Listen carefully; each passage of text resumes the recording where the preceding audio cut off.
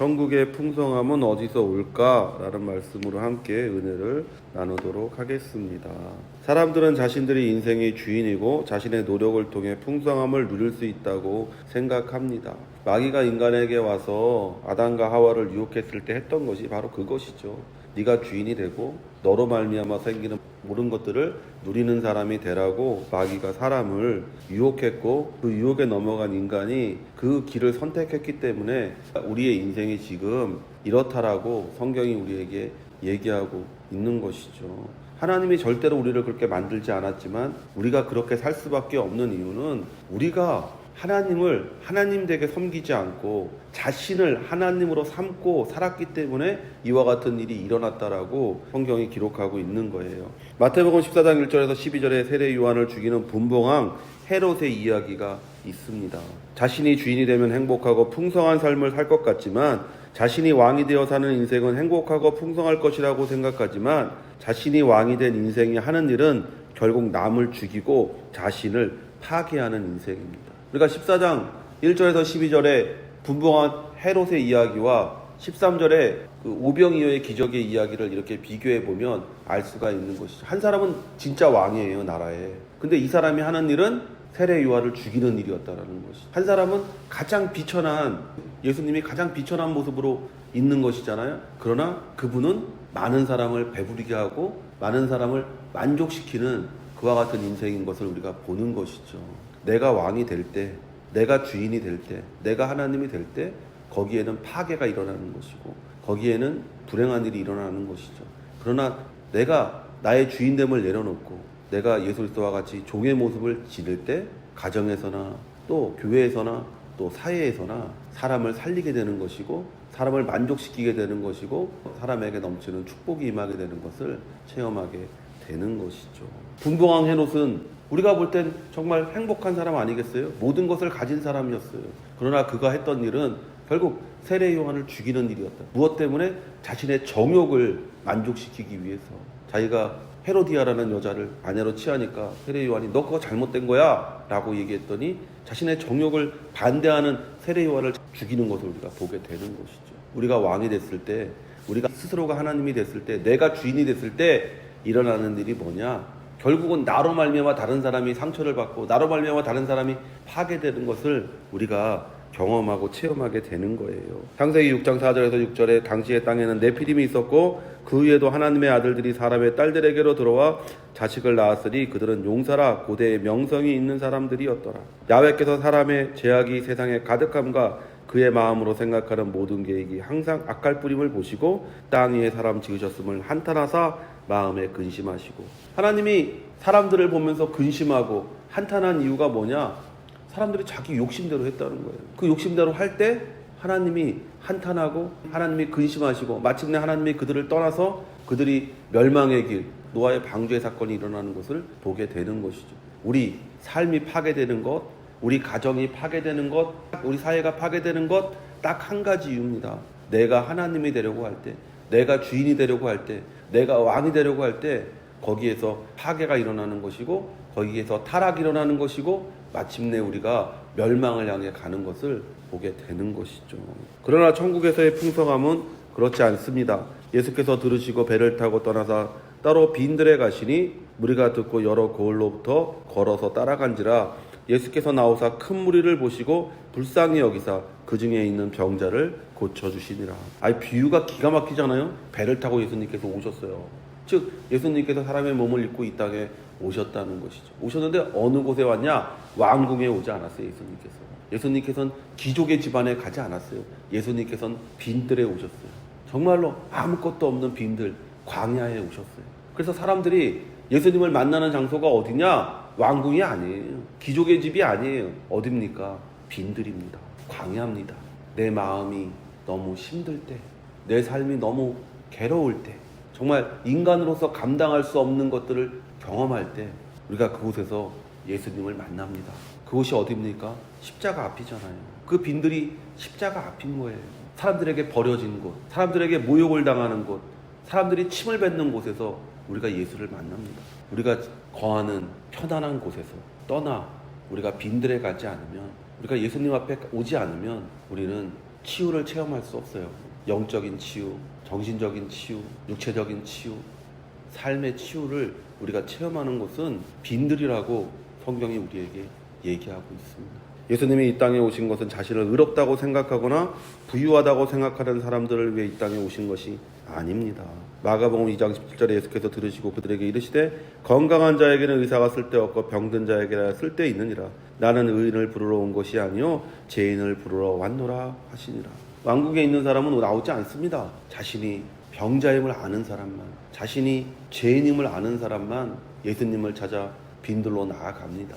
그곳에서 흡족함을 체험받는 것이고, 그것에서 만족함을 체험받는 것이고, 그것에서 우리가 진정한 행복과 진정한 기쁨을 체험하게 되는 역사를 가지게 되는 것입니다. 우리는 우리가 빈들에 있는 사람들, 의지할 것이 없고 자랑할 것이 없는 병든 자임을 알지 못하면 결코 육신을 입고 우리를 구원하기 위해 오신 예수님을 만날 수가 없는 거예요.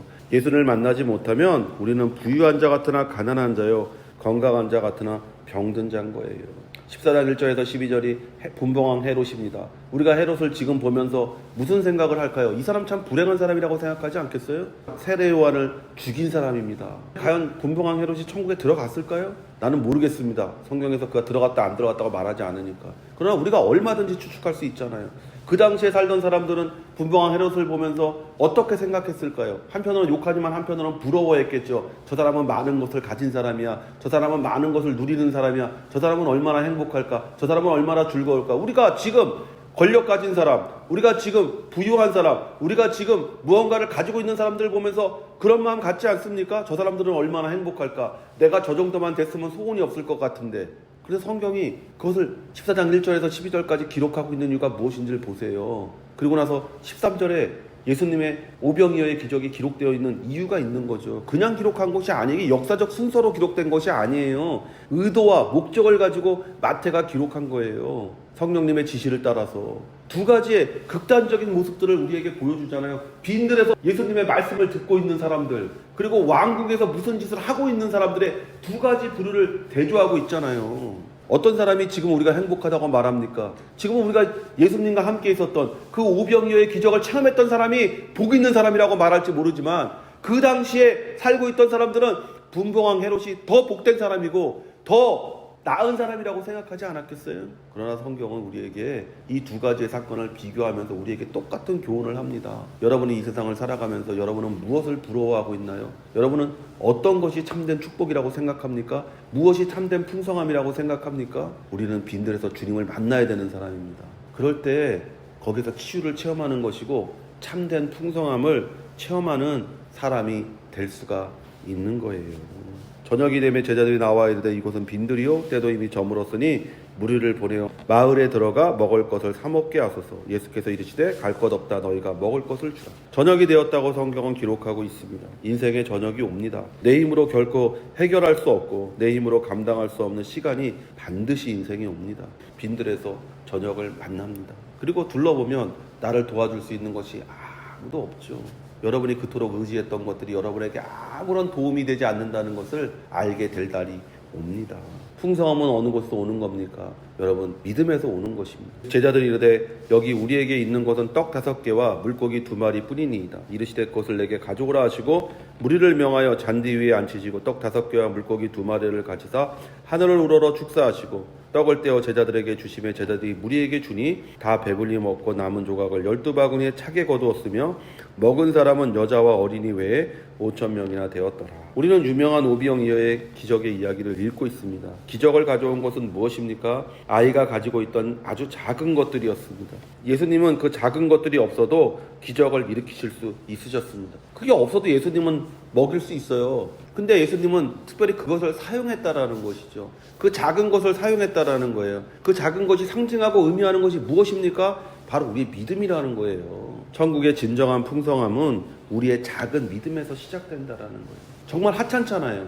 5,000명이 앉아있어요. 남자만 5,000명이에요. 아이와 여자까지 하면 거의 2만 명 이렇게 되겠죠. 그런데 그 많은 숫자가 먹고도 12강주리가 남을 수 있는 기적이 일어났던 이유는 물고기 2마리와 보리떡 5개였다라고 성경은 기록하고 있어요. 이것이 무엇이 되겠습니까? 라고 제자들이 도리어 묻잖아요. 이걸 뭘 할 수 있겠습니까? 이 작은 것이 무슨 기적을 일으킬 수 있겠습니까? 라고 예수님께 말하잖아요. 제자들도. 우리의 믿음이 아무리 작을지라도, 우리의 믿음이 겨자씨만 할지라도 그 겨자씨만한 믿음만으로도 우리는 놀라운 역사를 체험하고 경험할 수가 있다라는 거예요. 근데 그 믿음이 누구를 향할 때, 누구에게 드려질 때 그 기적이 일어나는지를 생각해 보십시오. 내가 아무리 믿습니다 얘기해봐야 그 믿음은 그냥 마인드 컨트롤이고 자기 만족에 그치는 거예요. 그 믿음이 예수님 앞에 드려질 때 그것이 기적으로 나타나게 되는 것을 보잖아요. 그 믿음이 예수님께 드려진다는 것이 무엇을 상징하는지를 생각해 보십시오. 그것은 바로 내가 믿음의 행위를 한다라는 거예요. 그 작을지라도 믿음의 행위를 하는 거예요. 내가 말씀대로 작은 믿음일지라도 그 믿음을 가지고 내가 말씀대로 살 때 그때 기적이 나타나게 되는 거예요. 드려졌잖아요. 예수님께. 내가 마음으로만 믿는 것이 아니라 내가 입술로 시인할 때 내가 가지고 있는 믿음이 그 작은 행위를 통해서 나타날 때 우리가 이 오병이어의 기적의 풍성함을 체험할 수 있었던 것처럼 여러분도 풍성함을 체험하는 역사를 가지게 되는 줄로 믿습니다.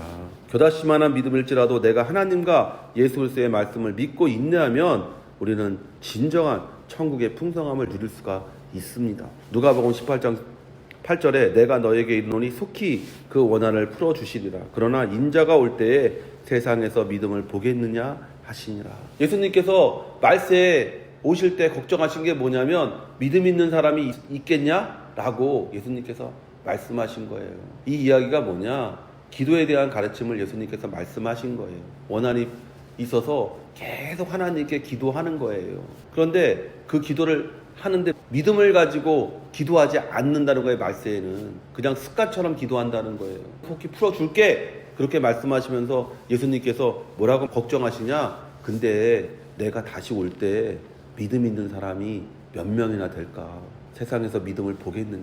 우리가 기독교인이 몇 천만이고 뭐 전 세계적으로 몇 억이고 우리는 그 숫자를 자랑할지 모르지만 그러나 그 숫자가 의미 있는 것이 아니라 정말 그 오병이어처럼 아주 작을지라도 내가 가지고 있는 믿음을 삶에서 직장에서 내가 살아가는 동안 그것을 드러내고 나타낼 때 그래서 예수님께서 구원받는 사람에 대해서 뭐라고 얘기합니까? 너희가 사람 앞에서 나를 시인하면 나도 하나님 앞에서 너희를 시인할 거라고 말씀하시고 너희가 사람 앞에서 나를 부인하면 나도 하나님과 천사 앞에서 너희를 부인할 거라고 성경이 얘기하는 거잖아요.